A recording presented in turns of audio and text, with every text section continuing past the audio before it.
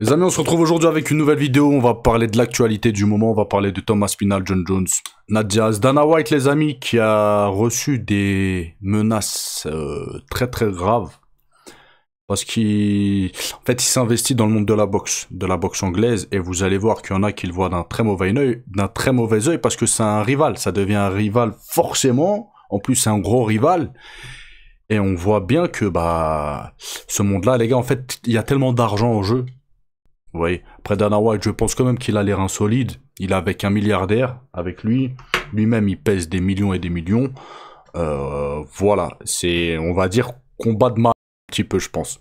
En tout cas, voilà, il a reçu un avertissement, des menaces explicites. Donc, je vais vous expliquer ça. On va parler de Nate Diaz, etc. On va faire un petit peu le tour des réseaux sociaux.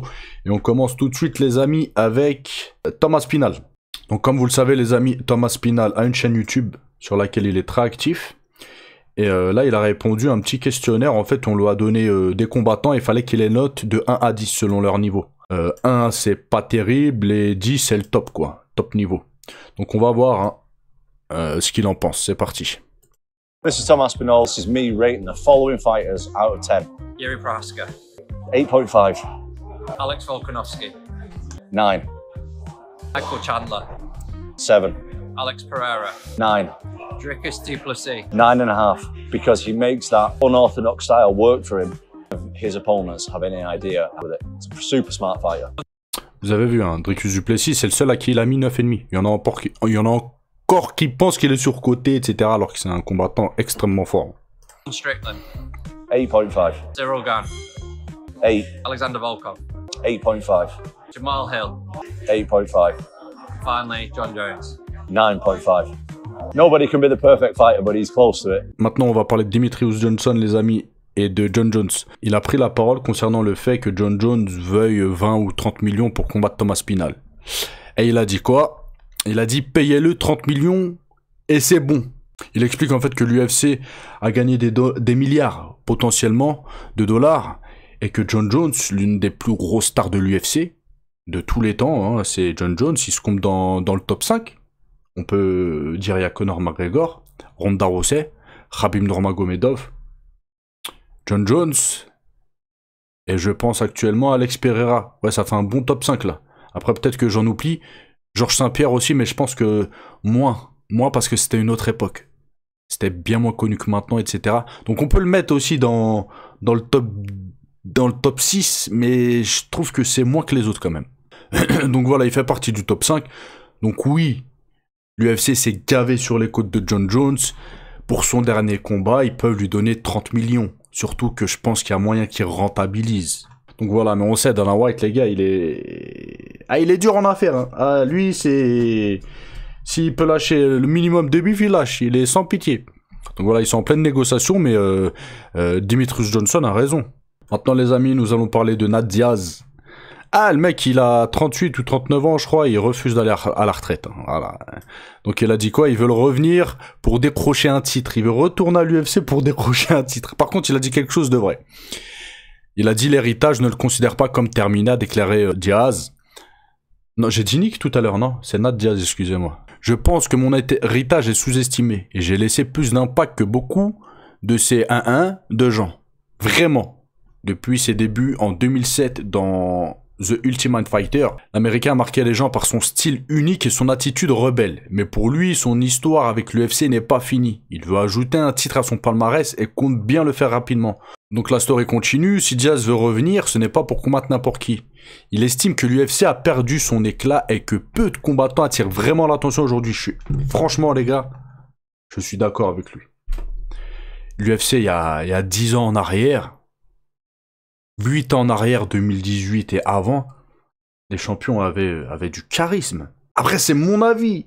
Mais vous pouvez pas comparer les fighters d'avant aux fighters de maintenant. Ils sont fades. La plupart, ils sont fades. J'ai envie de dire même quasi la totalité. Après, il y en a, c'est d'excellents combattants, mais ils sont fades. Voilà. Fedor, il avait du charisme. Fedor était charismatique. Conor McGregor était charismatique. Khabib était charismatique. Donc oui, il a dit, tout le monde est ennuyé en ce moment, alors j'essaie de faire autre chose pour le moment, a-t-il lâché. Je ne veux pas me battre pour rien, je veux me battre pour quelque chose. En ce moment, personne ne fait rien à l'UFC. Avec qui pourrait-il revenir? Diaz lui-même semble perplexe. Personne. C'est pour ça que je ne suis pas là en ce moment. Il n'y a pas de buzz. Personne ne fait rien. Il n'y a personne à combattre. Tout le monde est nul. Bon, ça, dose, frère, parce que le plus nul à l'heure actuelle, je pense, c'est toi. Voilà. Et là, il raconte, là. Il poursuit en disant tous les boxeurs et les combattants de MMA sont nuls, en gros. Ouais, faut qu'il dose un petit peu. Il dit une vérité que je trouve que c'est une vérité. Voilà, c'est mon avis. Mais après, voilà, tout le monde est nul sauf lui. Oui, bien évidemment. Il s'est mangé une correction par l'autre en boxe anglaise, là, j'ai oublié son blaze, là. Et il veut vanner le top niveau UFC. Voilà. Qu'il soit pas charismatique, d'accord, mais qu'il soit mauvais, non, là, je suis pas d'accord. Maintenant, les amis, on va parler de Dana White, qui a reçu une menace par un promoteur, je crois, de boxe anglaise. Et je pense que le mec, s'il dit ça à Dana White, c'est que le mec a aussi l'air insolide. Il a l'air insolide et il doit être bien entouré. Donc Dana White se lance officiellement dans la boxe en partenariat avec Turquie. Son ambition, révolutionner la boxe, en gérant cette ligue comme l'UFC. Mais tout le monde n'est pas convaincu. En effet, le promoteur britannique Eddie Hearn a adressé un message équivoque au patron de l'UFC. Dans l'interview avec IFL TV, il l'a averti que la boxe est un milieu impitoyable et bien différent du MMA.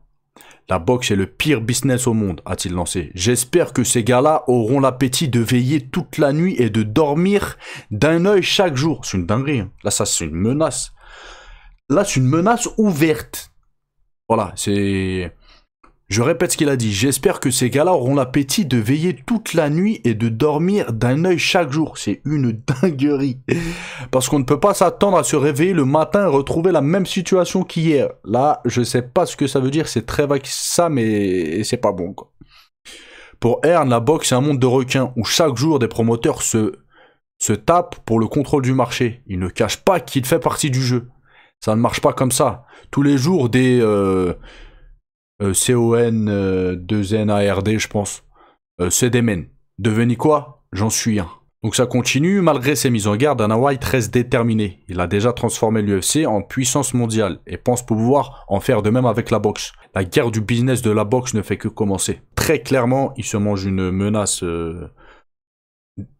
qui est pas voilée en fait. C'est une menace directe en fait. Après voilà. Le mec, ça fait très longtemps qu'il est dans le game, Dana White. Je pense pas que ce soit un mec...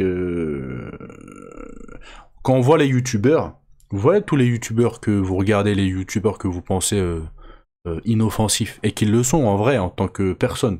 Ils sont inoffensifs. Qui ont des millions d'abonnés, etc. Les gars, ils ont des grosses équipes derrière eux. Hein. Ils ont des grosses équipes derrière eux. Parce qu'ils brassent des millions. S'il y a un truc... voilà. Alors, un mec comme Dana White, les amis, c'est pas un youtubeur. Forcément, il a une énorme équipe derrière lui. Voilà. Après, voilà, c'est... Ouais, comme je dis, je pense que ça se rapproche de la mafia, ces milieux-là. Faut pas trop rigoler avec ça. C'est pas n'importe qui vient du jour au lendemain, il va essayer de s'imposer, etc. Non. Non. Non. Voilà. Et celui qui essaie, bah voilà, faut qu'il ait l'air insolite. Comme le mec qui l'a dit, de toute façon, c'est même pas mes mots, regardez. C'est l'article qui en parle, c'est le mec qui a fait une interview à la télé en disant ça. Voilà. Donc voilà les amis. On va voir comment tout ça va pas terminer, j'ai envie de dire, mais va évoluer. Bref, c'est tout pour aujourd'hui les amis. N'oubliez pas de lâcher un petit like pour ceux qui veulent. Activez la cloche. Et je vous dis à la prochaine vidéo. Ciao, ciao.